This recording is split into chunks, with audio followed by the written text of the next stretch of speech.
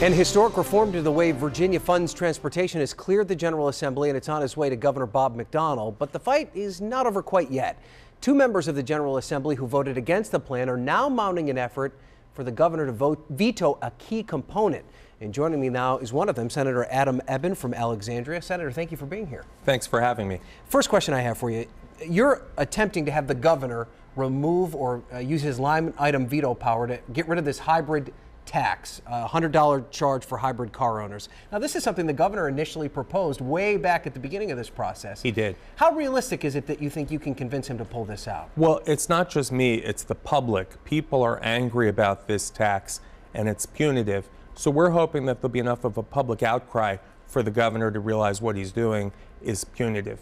And so that's why you've launched a website, nohybridtax.com. Tell us right. what people can find when they go on there. It's basically a petition to sign, and we'll deliver those signatures to the governor. We're getting about 100 people an hour now signing up, and that's before we start advertising it tomorrow.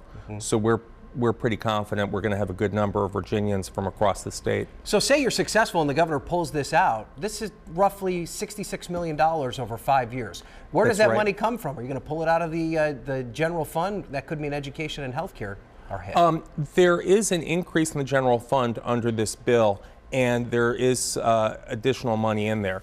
But this $9 million a year is a very small portion of the $1.4 billion a year that's being raised. And it's really just on 1.3% of Virginia drivers. So you think overall, in the big context of $1 billion a year, that the full breadth of it is insignificant?